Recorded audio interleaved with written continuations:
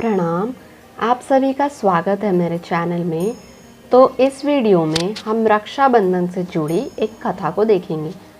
तो रक्षाबंधन का पर्व भाई बहन के प्यार को दर्शाता है और हिंदू पंचांग के अनुसार हर साल रक्षाबंधन का पर्व श्रावण महीने की पूर्णिमा को मनाई जाती है। इसे राखी पूर्णिमा भी कहते हैं और इस साल रक्षाबंधन का पर्व 11 अगस्त 2022 को मनाया जाएगा। इस दिन बहनें अपने भाइयों की कलाई पर राखी बांधती हैं, जबकि भाई अपने बहनों की रक्षा का वचन देते हैं। इस दौरान भाई बहन एक दूसरे को मिठाई खिलाते हैं और उपहार भी देते हैं। ये हिंदुओं का सबसे महत्वपूर्ण त्योहारों में से एक है। लेकिन क्या आप जानते हैं कि आखिर रक्षाबंधन का त्यौहार शुरू कैसे हुआ?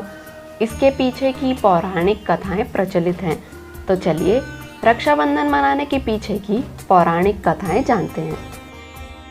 तो पहली प्रचलित कथा, मान्यता है कि महाभारत के युद्ध से पहले भगवान श्री कृष्ण ने 100 गाली देने पर राजा शिशुपाल का सुदर्शन चक्र से वध कर दिया था, जिसकी वजह से उनकी उंगली से खून बहने लगा और वहां मौजूद द्रौपदी ने अपनी साड़ी का टुकड़ा फाड़कर उनकी उंगली में बांधा था। जिसके बाद भगवान कृष्णा ने द्रौपदी को हर संकट से बचाने का वचन दिया। तभी से रक्षाबंधन के दिन भाई की कलाई में राखी बांधी जाती है। दूसरी प्रचलित कथा, एक अन्य कथा के अनुसार महाभारत के युद्ध के दौरान जब युधिष्ठिर ने भगवान कृष्णा जी से पूछा कि मैं सभी संकटों को किस प्रकार पार कर सकता हूँ, तब श्री कृष्णा जी ने उन्हें और उनकी सेना को राखी का त्योहार मनाने की सलाह दी थी।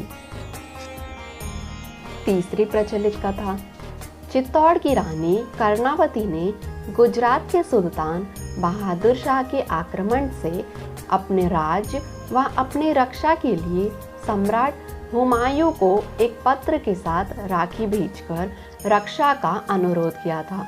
हुमायूं ने राखी को स्वीकार किया। रानी कर्णावती की रक्षा के लिए चित्तौड़ रवाना हो गए। हालांकि हुमायूं को पहुंचने से पहले ही रानी कर्णावती ने आत्महत्या कर ली थी।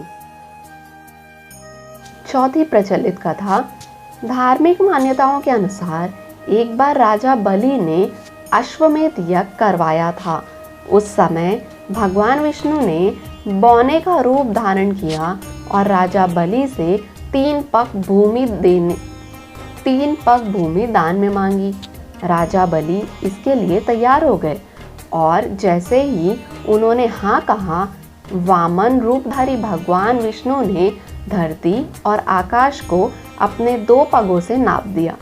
इसके बाद उनका विशाल रूप देखकर राजा बलि ने अपने सिर को उनके चरणों में रख दिया।